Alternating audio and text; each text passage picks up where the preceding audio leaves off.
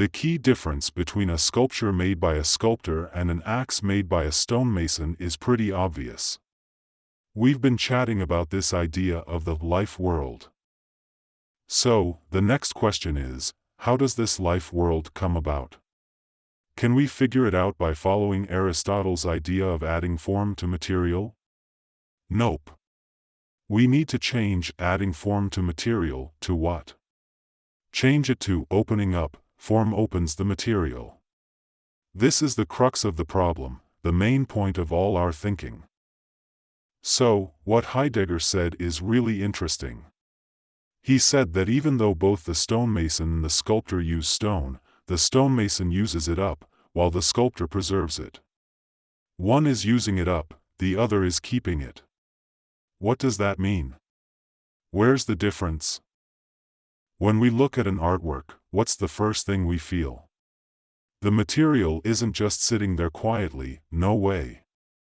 It's not just a silent holder of form, it's got a spiritual quality. A painter also uses pigments, right? But the way a painter uses pigments is different from the way a painter uses pigments.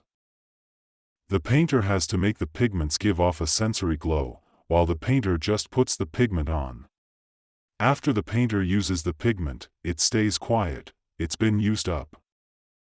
So, we mentioned last time the phrase from Confucius in the Analects which says, painting after the silk. And this painting refers to artistic creation, right? It takes silk as its basis, as its prerequisite. Confucius did not mean silk in a literal sense.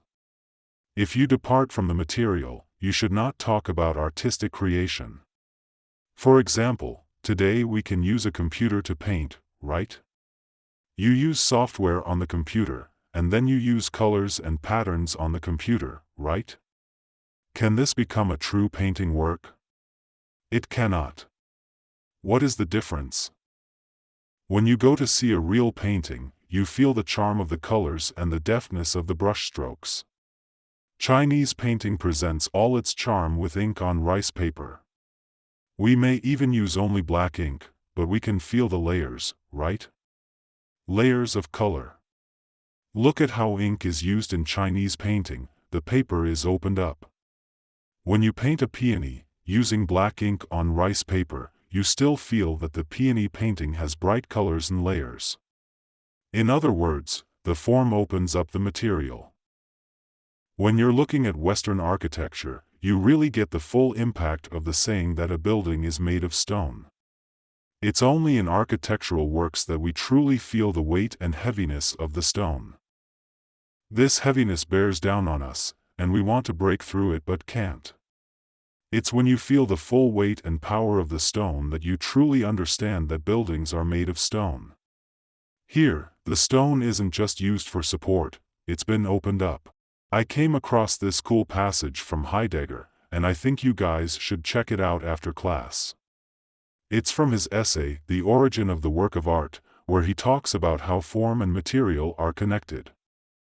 In the essay, Heidegger talks about how the architectural work just stands there silently on the rock. He's referring to the construction of ancient Greek temples. The way the work stands there reveals the rock's enduring and natural strength. Heidegger describes how the architectural work silently withstands the raging storms, showing the power of the storm itself. The sunlight on the rock seems like a gift from the sun, but the temple actually brings out the brightness of the day, the vastness of the sky, and the darkness of the night. The temple's solid and towering presence makes the invisible atmospheric space visible. He also talks about how the temple's solidity matches the ebb and flow of the tides. It's because of its calmness that the surging of the tides is revealed. Trees, grass, eagles, bulls, snakes, and crickets only become prominent because of it, showing what they really are. This passage is really interesting. The temple is a human-made work of art. If you take it away, you won't see the sea, the ocean, the rocks, the mountains, the eagles and bulls, the trees and flowers, the grass, the snakes, and the crickets. It's the temple that makes all of this visible, even the snakes and crickets become prominent, and you can feel the ocean waves surging. This passage vividly shows how a work of art opens up the originally closed-off earth. Imagine looking at a desert with no man-made objects, and then suddenly a building stands up, even if it's a simple one. It changes the surroundings, making the atmospheric space visible and outlining the atmosphere. The same idea applies to other forms of art, the 5 major categories of art: architecture, sculpture, painting, music, and literature. They all open up materials in their own way. In a marble statue, you really see the marble, which you don't usually pay attention to. Marble is just a fancy word for a type of rock or stone, and it's probably heavy, that's all. When we stroll around the Fudan University campus, we notice there are loads of trees, right? What do we feel? What do we know? They're all plants, can be called trees, just plants. We see the trees, but we don't really see them. It's because the artwork is like this, using its shape to bring out the material, that makes what we just said, what the artwork wants to do, possible. This thing is about opening up the field of existence, showing the field of existence. Just like what Heidegger said about Van Gogh's painting of the peasant's shoes. Because Van Gogh painted these peasant shoes, right? He had let a farmer's world of existence be revealed, because the form brought out the material. We can't just think a work of art is considered as such because its form pleases us. We hear all kinds of sounds in our daily lives. For example, when you hear my voice, a bass, right? You hear bass and treble, the bright and sharp voice of a soprano. The difference is huge. But it's all useless unless I use my bass, this material, to be brought out by the form of a song sung by a bass. Guess what you hear in my voice? Majestic or tragic, and so on. Right? Otherwise, I'm just speaking, and you're just hearing a certain sound. I haven't sung, I haven't been brought out by the form of a certain song. We've heard the performance of the clarinet. The sound of the clarinet is quite different from other woodwind instruments. It has a unique sound. But whose charm does this unique sound need? For example, it needs Mozart to write a piece called Clarinet Concerto in A major to fully bring out the entire sound of the clarinet. This kind of piece, when given to another instrument to perform, is completely different. For instance, if you have the sheet music for the Clarinet Concerto in A major, and you decide to give it to the violin instead of the clarinet or bassoon, what do you think will happen? Well, the result won't be the same piece. Mozart intended to use the Clarinet Concerto in A major to express a particular world of existence, and that essence can't be captured by simply changing the instrument. If you have the violin play it instead, that essence won't come through, and the true nature of that world won't be showcased. This is a pretty big deal. The material side of an artwork isn't just a necessary vessel for the artwork, it's not that simple. This also explains something, right? A genuine work of art, when you see it in a print, is completely different from when you see the real original work. Our photography skills are top-notch these days. We can snap a picture of an original work, right? After taking the picture, we can print it nicely and make it into a page in a book. But when we look at this painting in the photograph, what do we miss out on? It's all the original colors and the complete beauty of that painting. The power, that essence is lost. You need to have the experience, you need to make comparisons. Can you truly appreciate those great works of art displayed only in your art book? How crazy is our tech these days, huh? You can drop some serious cash on top-notch audio gear and blast your tunes like there's no tomorrow. I used to be all about that, but then I realized it's just not the same as being in the actual concert hall. When the orchestra is up on stage and those instruments start jamming, the vibe you get is something no fancy speakers can replicate. But hey, let's give props to the tech too. I mean, we can't always be chilling in the concert hall, and we can't just summon Carrion, R.I.P., Maestro. That's where the audio gear comes in handy, playing those recordings and all. But man, I can totally picture it, you know? If I could just be there in person. I remember this one time at the Berlin Philharmonic, listening to Carrion and the whole Berlin Philharmonic Orchestra going all out. The energy was off the charts, and no audio equipment can match that. And in the back, there were these trumpets, man. When they blasted their bright, metallic sound, it was like piercing through the air and hitting you straight in the feels. Can you even just remember the melody? Nah, you can hum it, sure. But it's not the same, you know? It doesn't have that power to pull you into that whole world, where you're just living in the music. So the original works of those painters are so precious, right? They are carefully protected because we can only go and take a look, we don't have the money to bring them home. If you hang an original Van Gogh in your living room, do you know what that means? You can only hang one picture, let me tell you. I mentioned it last time. Who was it? Wu Changshua painted 5 broad beans. When that British merchant bought it, he thought it was too expensive. One broad bean cost £10. He spent £50, and Wu Changshua only gave him 5 broad beans. You're too expensive. Later, a Chinese friend told the British merchant, hang it in your living room. What will you feel in the scorching summer? Later, you will feel the cool breeze. That's the power of the original work. Is it useful to print it in this book? Will it still bring the cool breeze? When a singer performs in front of you, you are captivated by her, if she is a great enough singer. She stands in front of you and sing. What power! They don't need any electronic amplification. That's called pure singing. Have you ever been fortunate enough to experience this? I have. It moved me for a long time. Because usually, we only hear this singing through the radio. Records.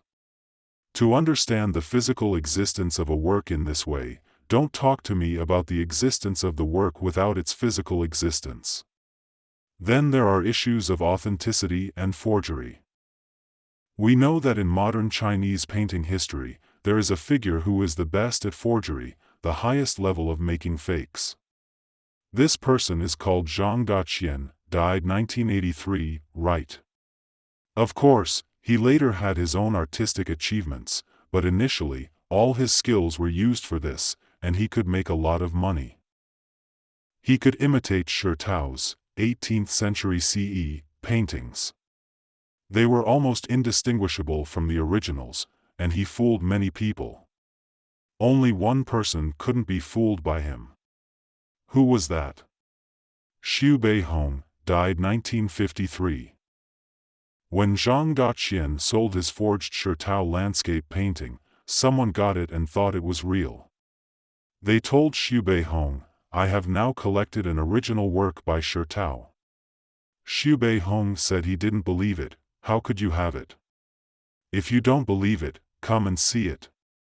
Xu Beihong went to see it, and at a glance, he knew it was fake. He said, it looks very similar. So the person asked Xu Beihong, how do you know it's fake? Xu Beihong didn't need modern scientific methods.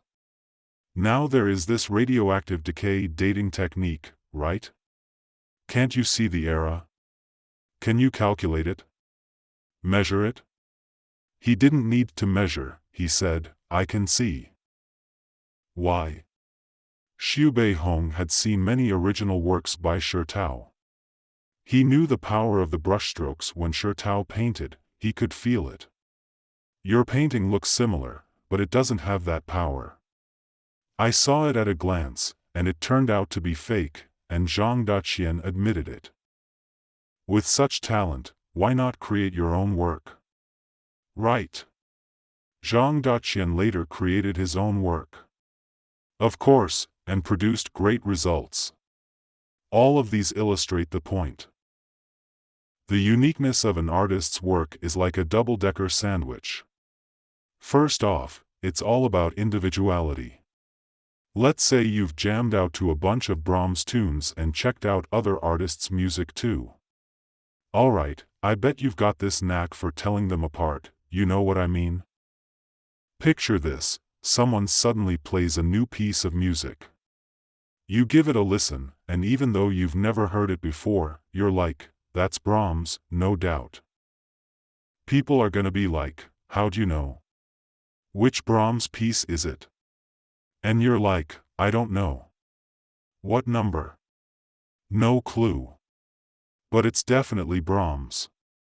His style is so unique, no one else can pull it off, not Beethoven, not Bruckner, nobody. He's got his own language. It's the same deal with painting and sculpture. The works of those artists are irreplaceable because they've got this special something inside them. You can get what makes them unique, but you're still you. It's like if you were learning from Zhang Daqian and trying to copy Shi Tao, right? Sounds like a golden opportunity, right? The conditions are just right, and Shi Tao still digs Zhang Daqian. Let's say. So Zhang Daqian goes all out to train you, to turn you into a second Shi Tao? No way. You'd either be worse than Shi Tao, or you'd be someone else altogether. And then Shi Tao would start to admire you, saying, you're better than me. You've got your own personality, fully developed. If you become like me, you'll be finished. If you learn from me, you can thrive. If you become like me, you'll be finished. Hey, that's art, a guiding principle, a rule of art learning. When we talk about art, a bunch of challenges come up, like how to understand that kind of individuality, what makes something unique and irreplaceable. It's all pretty fascinating stuff. Alright, so we've pretty much explained a super important principle, a fundamental one. In artwork, we used to just see it as a physical thing, a basic element of the artwork. But it's more than that, it's like something has been opened up, and because of that opening, it's possible for life to thrive in the field. Otherwise, a work will always just be an object in front of you, something you can't step into. Recently, I've heard a term being used frequently, immersion, right? There is indeed some truth in this new term. It essentially means this. Think about it, can someone's singing voice be replaced? For example, there's an incredible American singer, Whitney Houston. Her unique tone is irreplaceable. When she passed away, it was the end. Do you know how many people mourned? There's nothing to be done. The moment you hear Whitney Houston sing, you can't help but get drawn in, can you? You can't stand outside, you are immersed in it, right? You are drawn in, and there's no way around it. And have you heard of Celine Dion? I really look up to her, she's just amazing. Do you know who Celine Dion looks up to the most? Whitney Houston. She said, I'll never be able to match her in this lifetime. That's the kind of unique personality that the heavens give to an artist, it's all coming from within. I mean, if she's a singer, it's all about her vocal material. If it's used skillfully and let loose in the right way, it's just mind-blowing. I think my voice is pretty unique too. It just hasn't been unleashed yet. If I do get that chance, you wouldn't be meeting the same old me, right? And what about Li Shuangjiang's singing voice? Li Shuangjiang's tenor voice. You might not be too familiar with these names. But let me tell you, Li Shuangjiang's singing voice. That tenor voice is just irreplaceable. It's got this touch of roughness to it. Just perfect, you know. That's the material, the essence of the artwork. Take that away, and there's no artwork left. So, it's really cool to dive into the philosophy of art. And in the future, we'll have different ways to appreciate artworks.